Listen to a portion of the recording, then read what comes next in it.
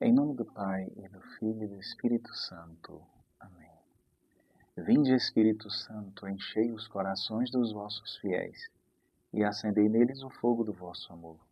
Enviai o vosso Espírito, e tudo será criado, e renovareis a face da terra. Oremos. Ó Deus, que instruístes os corações dos vossos fiéis, com a luz do Espírito Santo, fazei que apreciemos retamente todas as coisas, segundo o mesmo Espírito, e gozemos sempre da sua consolação. Por Cristo nosso Senhor. Amém. Maria, sede da sabedoria, rogai por nós. São José, rogai por nós. Em nome do Pai, do Filho e do Espírito Santo.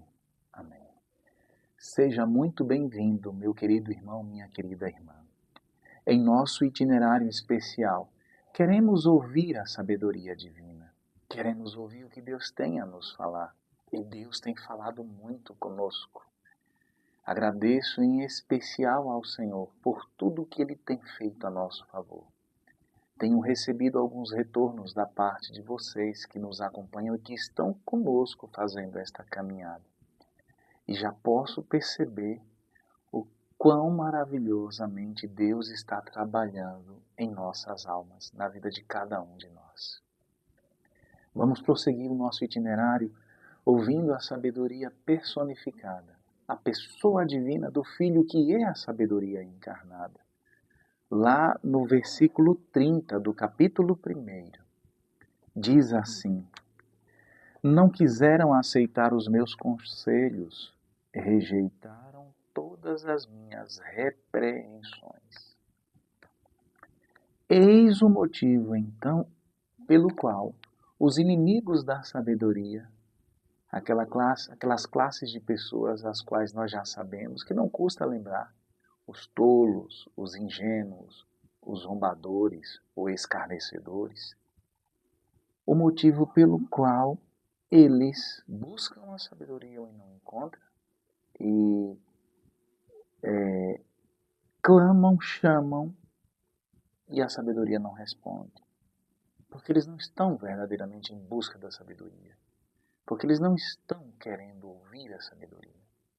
Eles estão em busca do que a sabedoria pode fazer para resolver seus problemas momentâneos. Eles estão em busca de ouvir soluções para seus problemas de agora. E não para receber um sentido para a vida. E não para perseguir uma meta, que seja Cristo Jesus. O motivo, um outro motivo apontado, aliás, outros dois motivos apontados. Não quiseram aceitar os meus conselhos e rejeitaram todas as minhas repreensões. Os conselhos divinos, o conselho que Deus nos dá através deste dom especial do Espírito Santo, que nos faz discernir entre o bem e o mal, ou a decisão mais difícil entre duas coisas boas, qual a que agrada a Deus, tanto para uma decisão para a vida como para decisões pontuais. O conselho divino, que nos faz inclusive, que nos leva inclusive a abrir mão da nossa vontade. O conselho divino é rejeitado pelos inimigos da sabedoria. Repito, quando um inimigo da sabedoria, qual seja, um tolo, um ingênuo, um escarnecedor, quando um inimigo da sabedoria busca o conselho da sabedoria, não é porque quer se tornar amigo da sabedoria e quer passar a ouvir a sabedoria de hora em diante para toda a sua vida. É porque quer que a sabedoria o tire daquele apuro naquele momento. Passado aquele momento, passado o apuro, retorna à sua vida de ingenuidade, à sua vida de zombaria, à sua vida de tolice. Retorna ao pecado. Esse é o grande problema. Rejeitaram todas as minhas repreensões. A sabedoria queixa-se, é num tom de queixa que a sabedoria fala isso.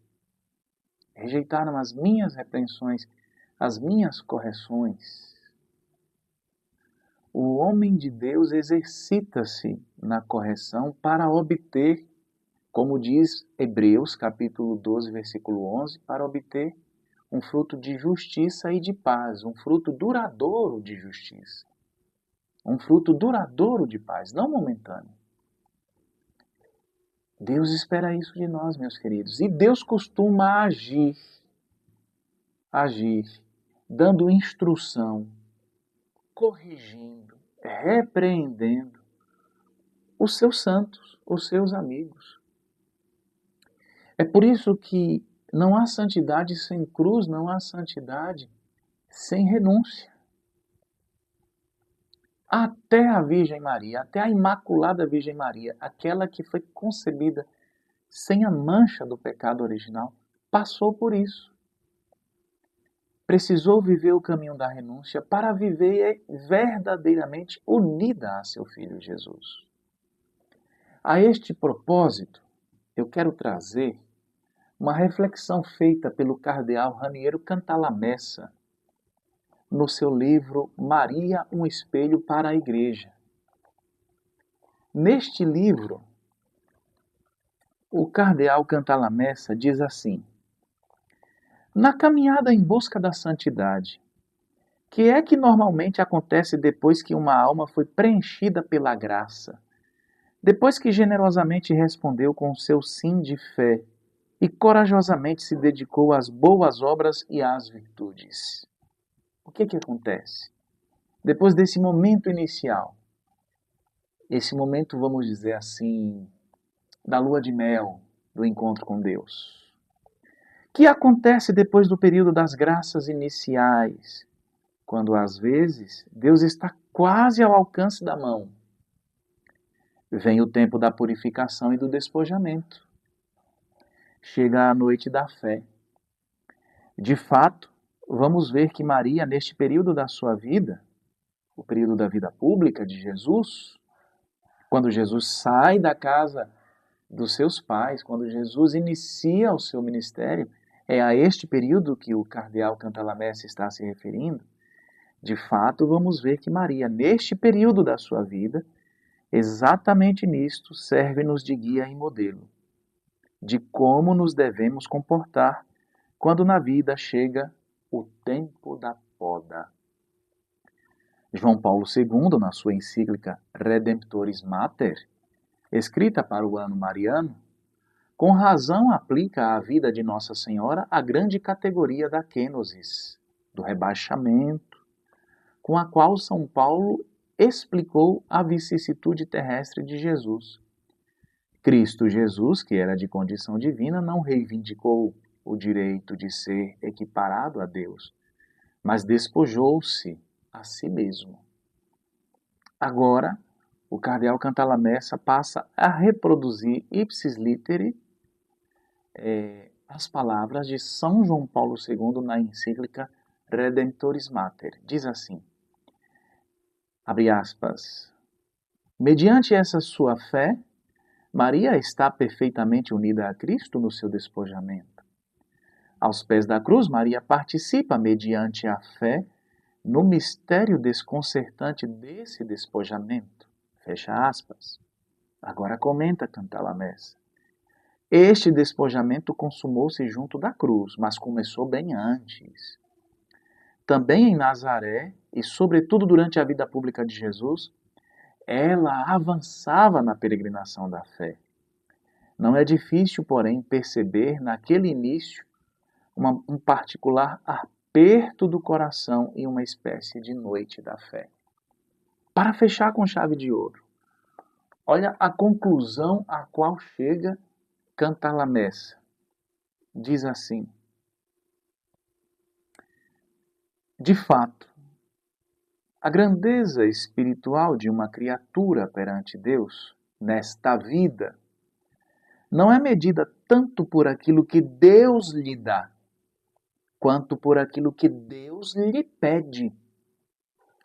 E vamos ver que Deus pediu muito a Maria, mais do que a qualquer outra criatura, mais do que ao próprio Abraão.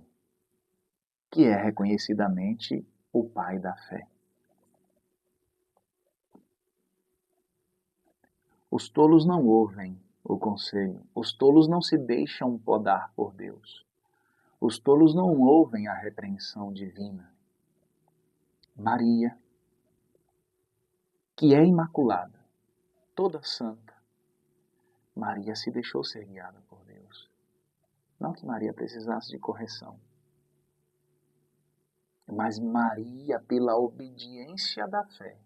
E é aqui que está o grande diferencial do sábio. O sábio, a exemplo de Abraão, a exemplo da Virgem Maria, a exemplo de São José, o sábio obedece a Deus. Ainda que Deus esteja exigindo muito dele, o sábio sempre pensa: nunca é demais dar para o Senhor. Qualquer coisa que eu dê, qualquer resposta que eu dê, está sempre aquém do muito que Deus faz por mim, do muito que Deus está me oferecendo. A grandeza espiritual de uma alma é medida pelo que Deus solicita desta alma, não tanto pelo que Deus dá. Diz Cantalamessa. E Maria é um modelo para nós nesse sentido. Igualmente com São José, igualmente com todos os santos e santas de Deus, que exatamente por isso são tidos pela Igreja como sábios.